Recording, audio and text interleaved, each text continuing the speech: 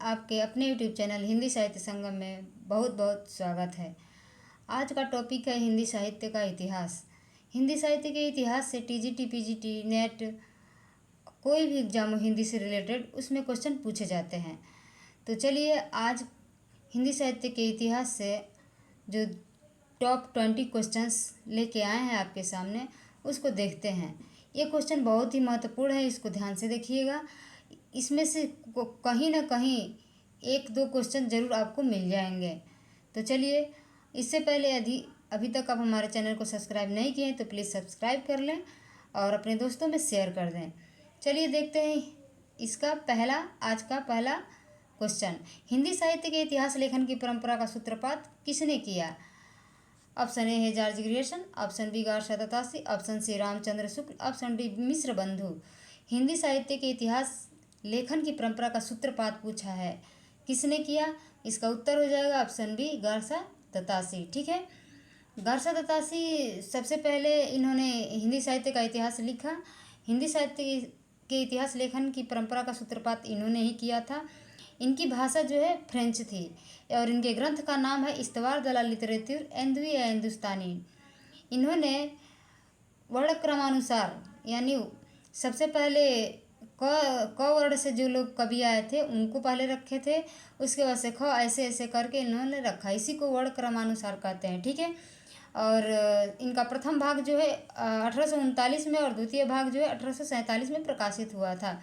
ठीक है, चलिए आगे देखते हैं। प्रश्न नंबर 2। प्रश्न नंबर 2 दिया है, हिंदी साहित्य के इतिहास का लेखन सर्वप्रथम किस भाषा में हुआ था? अभी हम ऊपर चर्चा किए हैं कि जो इस्तवार दला लिटरेचर एंदवी हिंदुस्तानी थी, गार्सा दत्तासी ने लिखा था उसको, वो फ्रेंच भाषा में था। ठीक है, तो इसका उत्तर हो जाएगा ऑप्शन बी फ्रेंच। ठीक है, अगला प्रश्न देखते हैं। प्रश्न नंबर 3। प्रश्न नंबर 3 दिया है, काल क्रमानुसार लिखा गया हिंदी साहित्य का प्रथम इतिहास ग्रंथ है। Option A Shiv Singh Saroj, option B इस्तवार दला लिटरेचर एंदवी हिंदुस्तानी, ऑप्शन सी तज़किरा स्वरा Hindi, option D the modern vernacular literature of Hindustan. यहाँ पूछा है काल क्रमानुसार। अभी गार्सा दत्तासी द्वारा जो ग्रंथ लिखा गया था इस्तवार दला लिटरेचर एंदवी हिंदुस्तानी, वो वर्ण क्रमानुसार था। ठीक है, अब यहाँ पूछा गया है कि काल क्रमानुसार जो लिखा गया था उसके उस पुस्तक का नाम क्या है? तो यहाँ पे आपका उत्तर हो जाएगा the modern vernacular literature of Hindustan. Option D is right answer. और यदि पूछे कि the modern vernacular literature of Hindustan किसकी पुस्तक है, इसके लेखक कौन है, तो आपको बताना होगा कि इसके जो लेखक है वो हैं जॉर्ज ग्रियर्सन। ठीक है, और उनकी भाषा क्या थी? अंग्रेजी थी। अगला प्रश्न देखते हैं। प्रश्न नंबर 4।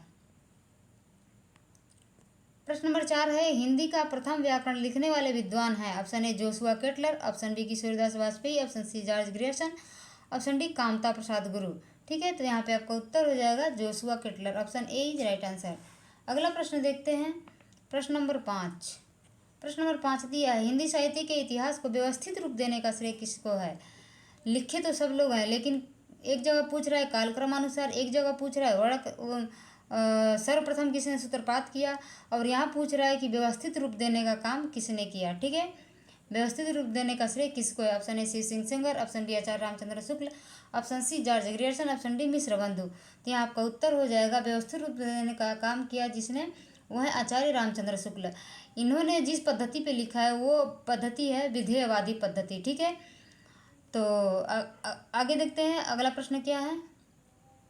अगला प्रश्न है, रामचंद्र शुक्ल का हिंदी साहित्य का इतिहास।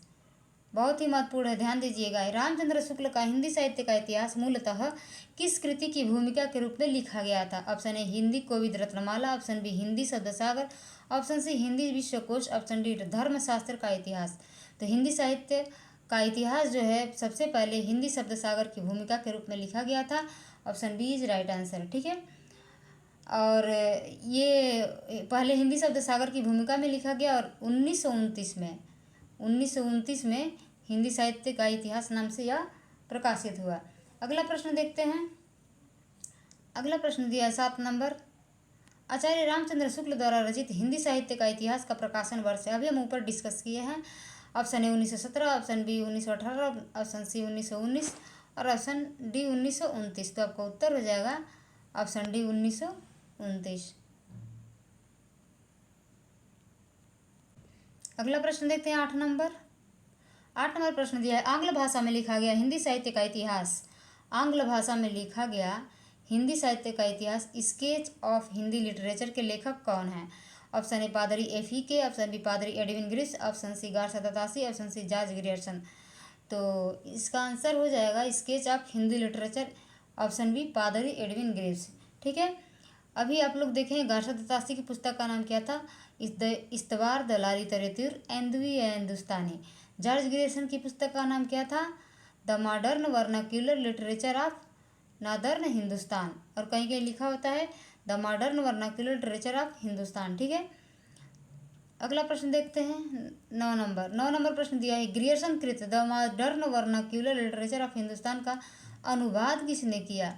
ये तो था अंग्रेजी में, लेकिन अब इसको अनुवाद किसने किया हिंदी में, वो बताना है आपको। Option A doctor Kishori Lal Gupt, option B doctor Ram Kumar Verma, option C doctor Lakshmi Sagar Varshney, option D doctor Jagdish Gupt. तो यहाँ आपका उत्तर हो जाएगा डॉक्टर लक्ष्मी सागर वार्ष्णेय। ठीक है, लक्ष्मी सागर वार्ष्णेय। लक्ष्मी सागर वार्ष्णेय ने इस्तवार दलाली तरेतुर का अनुवाद किया था। इसका उत्तर होगा डॉक्टर किशोरीलाल गुप्त। ठीक है, आपका उत्तर हो जाएगा डॉक्टर किशोरीलाल गुप्त। The modern vernacular literature of Hindustan का जो इन्होंने अनुवाद किया था डॉक्टर किशोरीलाल गुप्त ने किया था, हिंदी साहित्य का प्रथम इतिहास नाम से। और यदि इनके बारे में पूछा जाए गार्सा दत्तासी के बारे में, तो उनका जो ग्रंथ है द इस्तवार दलाली तरेतुर एंदवी हिंदुस्तानी, उसका अनुवाद किए थे डॉक्टर लक्ष्मी सागर वार्ष्णेय। ठीक है, अगला प्रश्न देखते हैं प्रश्न नंबर 10। प्रश्न नंबर 10 दिया है, किस साहित्य इतिहास के लेखक ने काल विभाजन में कवियों के नाम का सर्वाधिक उपयोग किया है? यानी कहने का मतलब है कि अपने ग्रंथ में सबसे ज़्यादा कवियों को रखा है। ठीक है, option A Mishrabandhu, option B Grierson, option C Hariaudh, option D Shyam Sundar Das. तो यहाँ आपका उत्तर हो जाएगा मिश्रबंधु। मिश्रबंधु की पुस्तक का नाम क्या था? मिश्रबंधु के ग्रंथ का नाम क्या था? मिश्रबंधु विनोद। ठीक है, और ये मिश्रबंधु कहे जाते थे। इसमें ये 3 भाई थे। 3 भाई थे, कौन कौन थे? गणेश बिहारी मिश्र, श्याम बिहारी मिश्र और सुखदेव बिहारी मिश्र। ये तीनों लोग मिल के मिश्रबंधु नाम से मिश्रबंधु विनोद अपने ग्रंथ का नाम रखे थे। ठीक है, चलिए आगे देखते हैं। अगला प्रश्न दिया है, नागरी प्रचारणी सभा की स्थापना कब हुई?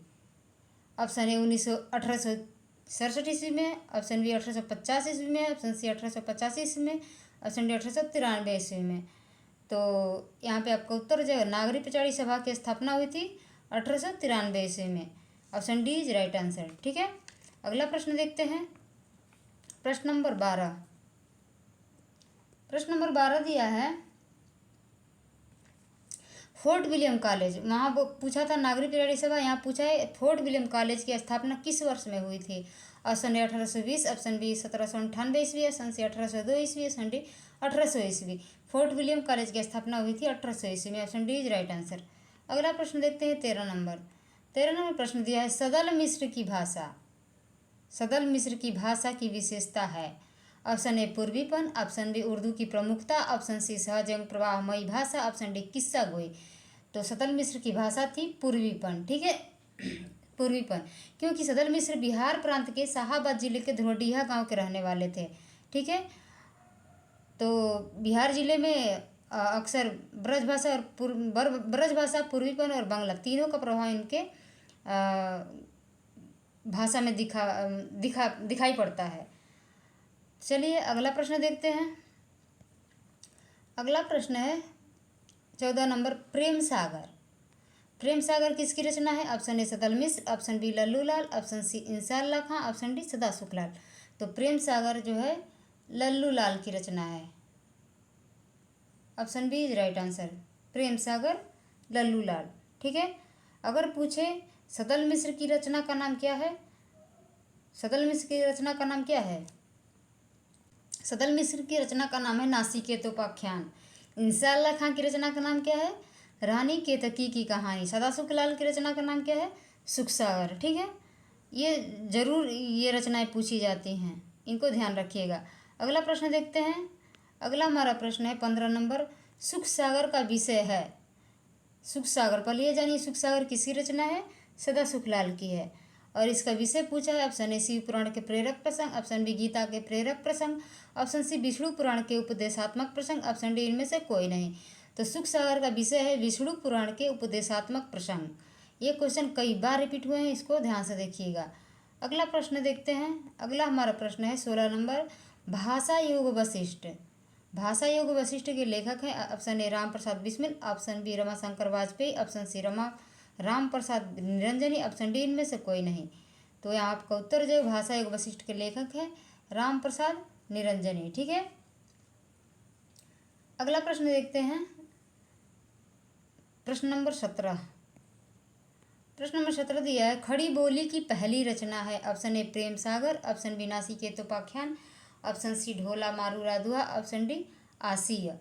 तो आपका उत्तर क्या हो जाएगा? नासिकेतोपाख्यान। नासिकेतोपाख्यान किसकी रचना है?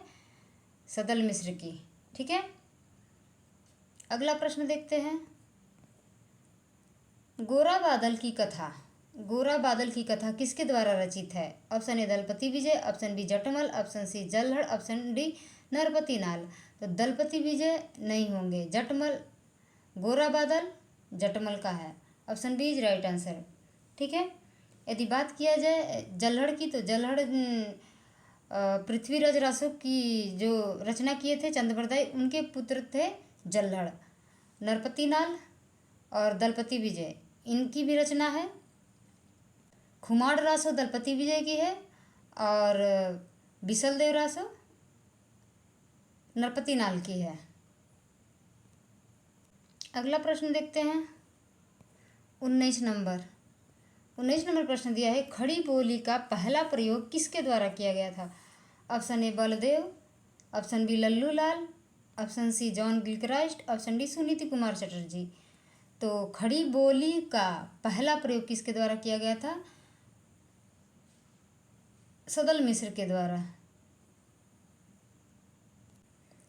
खड़ी बोली में जो खड़ी शब्द है उसका प्रयोग किसने किया था?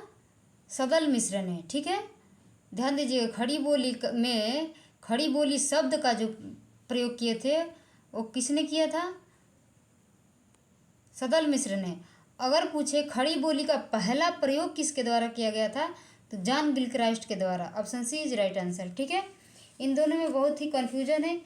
यदि पूछे खड़ी बोली में जो खड़ी शब्द है उसका प्रयोग किसने किया था, तो सदल मिश्र ने। अगर आपसे पूछे कि खड़ी बोली का पहला प्रयोग किसके द्वारा किया गया था, तो जॉन गिलक्राइस्ट ने। चलिए अगला प्रश्न देखते हैं। अगला हमारा प्रश्न है, लास्ट प्रश्न है, हिंदी के प्रथम गद्यकार पूछ रहा है। Option A Balkrishna Bhatt, option B Lallu Lal, option C Bharatendu Harishchandra, option D Raja Shiv Prasad Sitare Hind. तो यहाँ आपका उत्तर हो जाए, हिंदी के प्रथम गद्यकार माने जाते हैं लल्लू लाल। ठीक है। तो आज का प्रश्न इतना ही था। अगर आपको ये प्रश्न अच्छे लगे हैं तो कमेंट बॉक्स में ज़रूर बताइएगा। ऐसे ही